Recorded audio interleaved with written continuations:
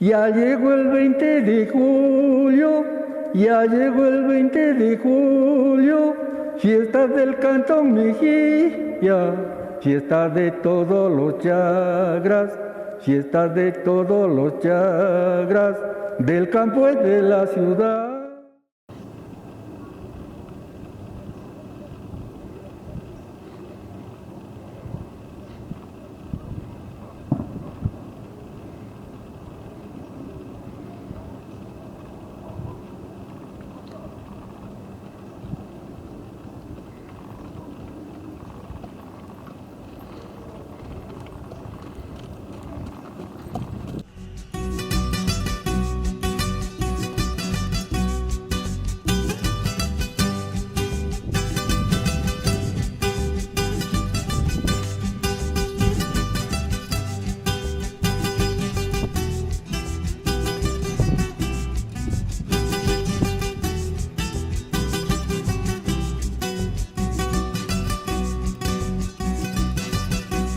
El origen de la montura es interesante porque los españoles, cuando llegaron a América en el siglo XVI, trajeron primero los caballos, trajeron todo lo que es el apero español, el antiguo apero español.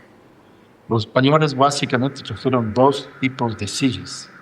La una, que es la montura grande, muy estructurada, es una de aderezos fuerte, que se llama la estradiota. Estradiota porque esa montura usaban antiguamente los, en la época medieval, un pueblo de estradiotes que vivían en lo que después fue Albania y Serbia, en esa zona de Europa, ¿no? La estradiota es una montura grande para caballos grandes y que se usaba en los torneos y para los combates de la caballería pesada. Ese es el estradiota, ¿ya?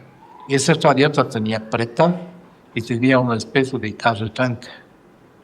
¿Cuál es la función del pretal y de la arretranca? La función del pretal es sostener la silla por delante, en el pecho del caballo. Y la arretranca es sostener la silla por detrás del caballo. Por ejemplo, cuando hay un impulso, un ataque con espada, la arretranca sostenía la silla. Es una silla grande, pesada, que abarcaba obviamente un continente con armadura y todo esto, ¿no? Y la otra silla que trajeron los españoles era una silla más bien pequeña, de origen árabe. Esa silla se llama una jineta. Era una silla, se caracteriza por tener los extremos cortos, porque los musulmanes que invadieron España en el siglo VIII usaban extremos cortos, porque eran arqueros, pues para lanzar las flechas se paraban sobre el caballo.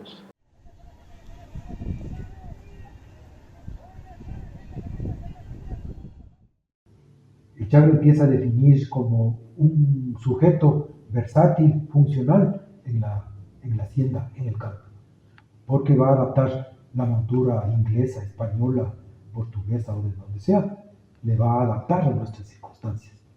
¿Por qué? Porque aquí el caballo ya está adaptado, ya no es el caballo que vino alto y con todas las, como es un caballo que tiene que desempeñarse en el desierto, o en la pampa, o en los pedregales ibéricos. Acá el páramo es otra cosa, hay neblina, hay pantano, hay piedra, y son diferentes las condiciones. Entonces el caballo ya se ha adaptado, y el caballo necesitaba de áperos y de instrumental que sea apto para estos trabajos, y ahí los artesanos vienen a ser los que van adaptando todas esas cosas. Tres haciendas son el prototipo del desarrollo de la hacienda colonial: el Pedregal, Aychapicho, Hualilagua, Chisinche, perteneciente a los curas jesuitas del Pedregal, Aychapicho a las monjas conceptas, Chisinche perteneciente a la Castro Barnuevo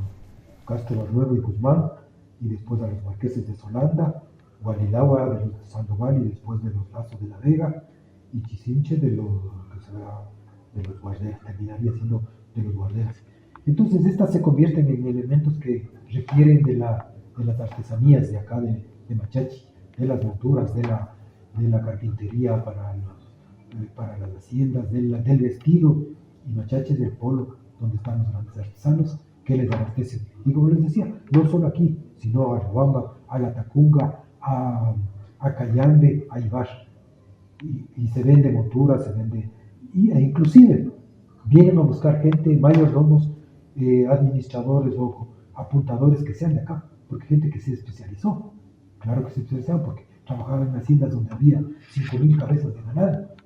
La gente se fue mestizando y la gente empezó a adaptar las sillas de guerra hacia las actividades y los labores de trabajo, básicamente la vaquería, los viajes, el arreo, fundamentalmente. Y de esa adaptación curiosa, interesante a lo largo de los siglos, apareció en definitiva en el Ecuador la montura de vaquería. La palabra chagra tiene un origen antiquísimo.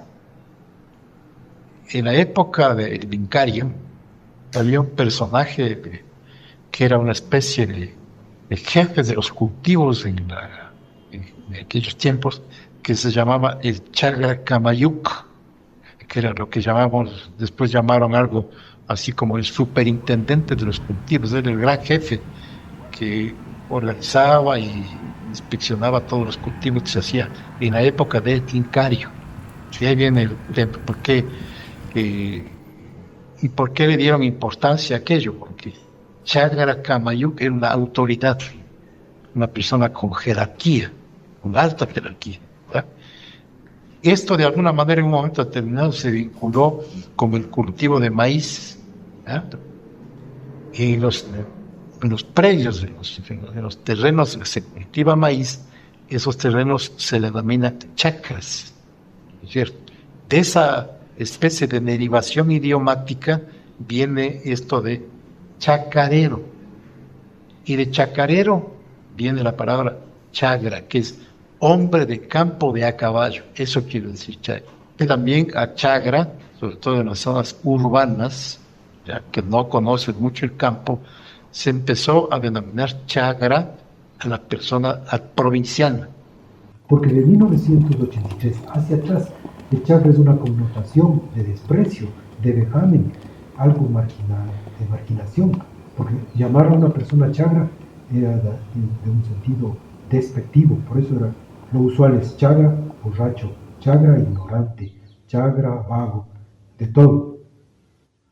Y de 1983 para acá, en cambio, hay un reconocimiento, hay una exageración en el trato, empieza a haber un romanticismo cursi de lo que es el chagra. Como quedaron después del desbande de Cajamarca y la llegada de los españoles, hubo el desbande de incas de procedencia norte cusqueña, de Yanaconas especialmente, que eran la servidumbre del inca, y que una vez desarmado este andamayaje, ellos no tenían a quién responder, a qué autoridad sujetarse. Estos eran los mandones, es decir, ellos como después en la guerra estaban viendo quién ha ganado para ver a dónde se ponen, de qué lado se ponen. Entonces estos mandones estaban entre los indígenas dominados y entre los españoles que estaban ya de autoridad. Entonces, eso hay gente a las que les ha molestado. ¿Ya? Esto de que el chagra es un hombre rústico, una persona sin cultura, eso para las gentes de la ciudad. Pero para la gente del campo, yo diría que el chagra siempre ha sido una persona con un gran estatus social e incluso con un estatus económico. No es lo mismo ser un hombre de a pie. De a pie viene la palabra peón, de pie, ¿no? Y en cambio el hombre que andaba a caballo, que estaba vinculado con otras jerarquías sociales, es el chagra. De ahí viene la palabra chagra. Y que genera una especie de cultura campesina bien importante. Ese es el chagra. Todas las culturas, ¿no? Su silla, el poncho, el caballo, las costumbres, las vaquerías, todo lo relacionado. El paseo procesional del chagra, una especie de búsqueda de identidad que hubo en esos años también, ¿ya? De algunas publicaciones que se hicieron de alguna manera volvió a ponerse de moda el Chagra. Eso pasó. Y en muchas poblaciones donde no había desfiles de Chagra, empezaron a organizar desfiles de Chagra. Porque lo que ocurre con estos temas es que todo el mundo se dice Chagra por un día, ¿no es cierto? Entonces uno ve en los desfiles de Chagra que hay un montón de gente que se va y se disfraza de Chagra. Yo no digo que esté necesariamente mal, pero hay que tratar de distinguir lo que es lo cultural propiamente dicho de lo que es lo folclórico. No digo que lo folclórico sea tampoco malo, pero distingamos. Hay gente que no tiene ni idea de lo que es el Chagra, pero se va y se pone un sombrero y sale mal montado en un desfile. Eso no es el Chagra. Chagra es una persona que sí efectivamente vive, ha tenido tradición, está ahí y ese es de alguna manera su trabajo. Esa es la diferencia. El uno es auténtico, el otro no es inauténtico. Esa es la verdad. Había un remanente, llamémosle, lo que iba quedando de esta clase social de administradores de hacienda, de mayordomos, de cuentayos, de apuntadores y de lo que está relacionado a la hacienda de corte colonial, que todavía mantenían el vestido, que todavía deseaban que el caballo sea el protagonista, que ellos son los que organizaban las corridas de toros populares, los que organizaban las carreras de caballos, los torneos de cinta a caballo, etc. Pero ya de una manera, llamémosle hasta cierto punto nostálgica, romántica, porque estaba entrando Machachi en un proceso de agroindustrialización y a la hacienda colonial estaba obsoleta.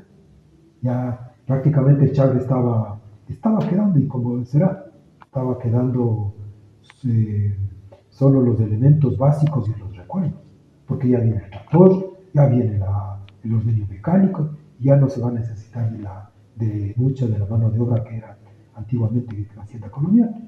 Entonces la hacienda moderna de carácter agroexportador ya no es solo para el sustento de la sociedad local, es para la exportación, y son otras las relaciones de producción. Decía, este grupo de chagras que estaban vinculados al rodeo, a las corridas de toros populares, se desplazaban desde los años 70, desde los 60, 70, se desplazaban a Riobamba, se desplazaban a Ibarra, a los sitios donde les requerían porque sabían que en Machachi y el Cantón Mejía hay buenos toros, hay buenos caballos, hay buenos perros, hay buenas mulas, entonces eso les llevaba a que se represente. También en donde, digamos, en todos los sitios donde había arreglía, que antes el ganado, te puedo suponer, no se transportaba sino a través de las grandes arreos de ganado. Viajaban qué sé yo, de las zonas andinas a Guayaquil, de las zonas andinas a Perú, de Colombia a Quito, en fin. O sea, hay que imaginar cómo era la vida entonces. Pero obviamente no había vehículos, no había carreteras, sino caminos de herradura. ¿Y cómo se hacía el transporte del ganado? Los arrieros. El Chagra era un signo de identidad. Ahora que se habla tanto de identidad, se hay un signo de identidad, sobre todo relacionado con el campo, que ese es el Chagra. Es un signo de identidad nacional. Siempre había elementos valiosos, había buenos y magníficos artesanos, porque eso también, la artesanía del cuero repujado, lo de las monturas y todas esas cuestiones netamente de la artesanía se llama mudéjar, porque eso trajeron acá los jesuitas a sus haciendas, y Machachi, como fue el centro de abastecimiento a las haciendas, se desarrolló con estos oficios de artesanías. Y en Riobamba, Machachi siempre ocupaba el primer sitio en la doma de potros, de caballos y todas esas cosas. Hay dos conflictos fundamentales en la actualidad. Primero, la descomposición social de la identidad. Es decir, no es lo mismo que la localidad de hace 50 o 60 años lo que hoy estamos viendo.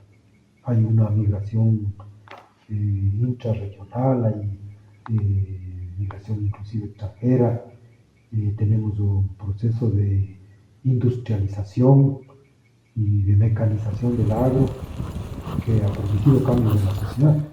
Entonces, pero ahí la cultura juega un papel importante para seguir conservando los elementos de la identidad, respetando lo que viene, pero tomando, sopesando o polarizando lo que fuimos o lo que somos.